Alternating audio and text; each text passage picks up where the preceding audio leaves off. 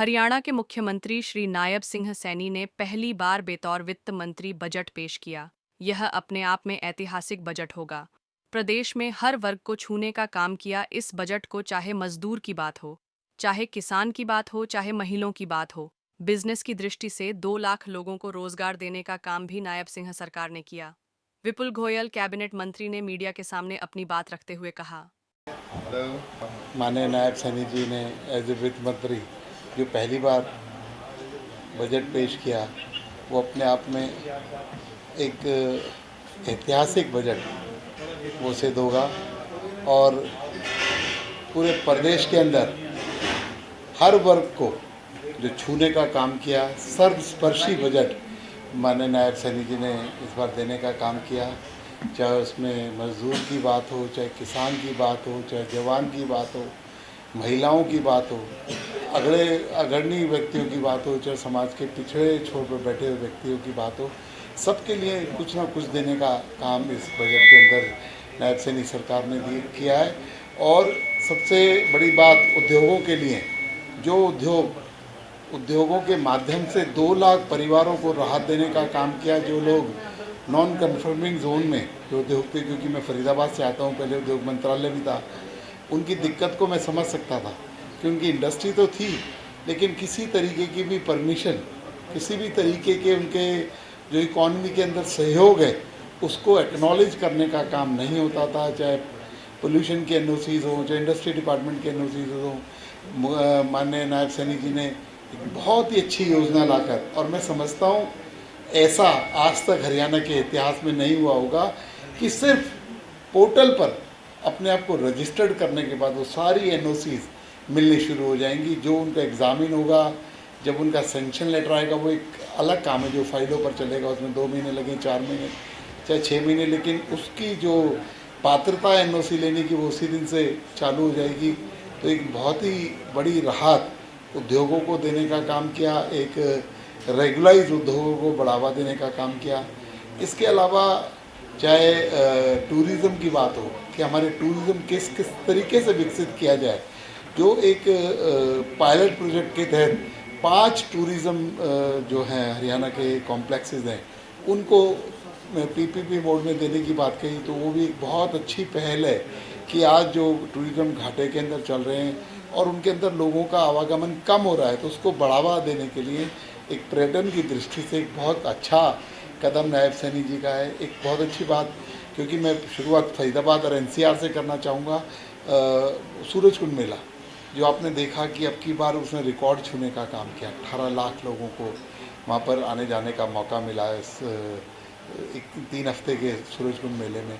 उसको, इस मेले की अवधि को साल में 1 बार की बजाय 2 बार करने का काम किया। हो सकता है उसका थीम अलग अलग हो, उसका अट्रैक्शन का केंद्र कोई और हो, लेकिन उसको 2 बार करने का काम किया। एक बहुत ही अच्छी पहल, और एक मैं कहना चाहूँगा एविएशन की दृष्टि से एक बहुत बड़ी राहत और एक अग्रणी स्टेट बनाने के लिए जो हेलीपोर्ट की बात की कि गुरुग्राम के अंदर 16 एकड़ के अंदर हेलीपोर्ट बनाने का साथ साथ पूरे हरियाणा को एयरपोर्ट के साथ साथ, चाहे हमारा हिसार एयरपोर्ट की बात हो, चाहे अपने ये अम्बाला एयरपोर्ट की बात हो, उसके साथ साथ पूरे हरियाणा को हेलीकॉप्टर से जोड़ने, हेलीकॉप्टर सेवाओं से जोड़ने की बात, गुरुग्राम से चंडीगढ़, फरीदाबाद से चंडीगढ़, हिसार से चंडीगढ़, इसके अलावा सालासर, खाटू श्याम और माँ पीताम्बरा जैसी जगह पर जो हेलीकॉप्टर सेवा चलाने का काम है।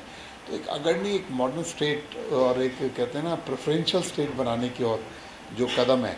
इसके अलावा उन्होंने स्मार्ट सिटी की बात की, स्मार्ट रोड्स की बात की, 15-15, 20-20 किलोमीटर की हर ज़िले के अंदर स्मार्ट रोड बनाने की बात की। तो शहरों को डेवलपमेंट नए आयामों पर करने की बात की। मैं कहता हूँ कि हर जगह, चाहे पानी की बात कही, चाहे पंचायतों को सुविधा देने की बात कही, चाहे गांव के विकास की बात करी, हर जगह जो है नायब सैनी जी ने इन्हें छूने का काम किया। और मैं समझता हूँ कि ये बजट हरियाणा की प्रगति में मील का पत्थर साबित होगा और बहुत ही सुंदर बजट, इतना डिटेल बजट जो है, क्योंकि मैंने भी पहले भी मैं 5 साल सरकार के अंदर रहा हूँ, इतना डिटेल बजट और इतना हर पॉइंट को छूने का काम इस बजट ने किया।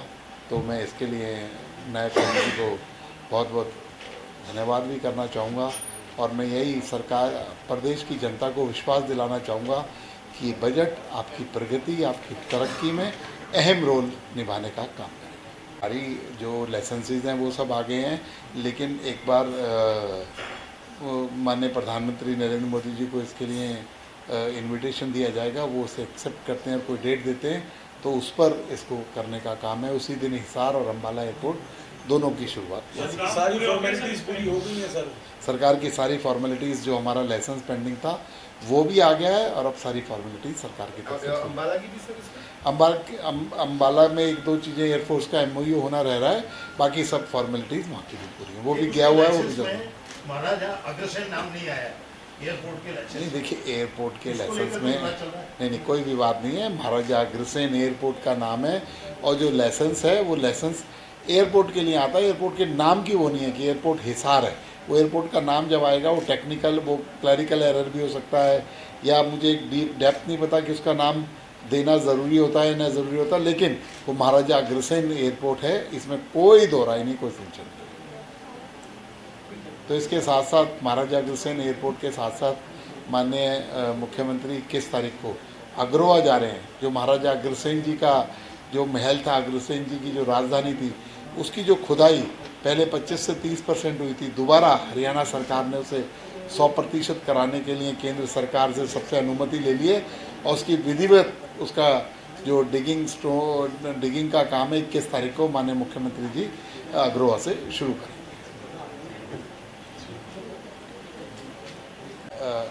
एक बार शुरुआत के लिए तो वहाँ से हम लोग चंडीगढ़ की, अयोध्या की और एक आध फ्लाइटें और शुरू करेंगे, लेकिन वहाँ पर बहुत लोगों का जो प्राइवेट प्लेयर्स हैं उनका रेगुलर इंक्वायरीज आती रहती है और मैं समझता हूँ एक बार एयरपोर्ट शुरू हो जाएगा तो अनेकों जगह के 20-25 सेक्टर्स जो है वहाँ से शुरू हो जाएंगे।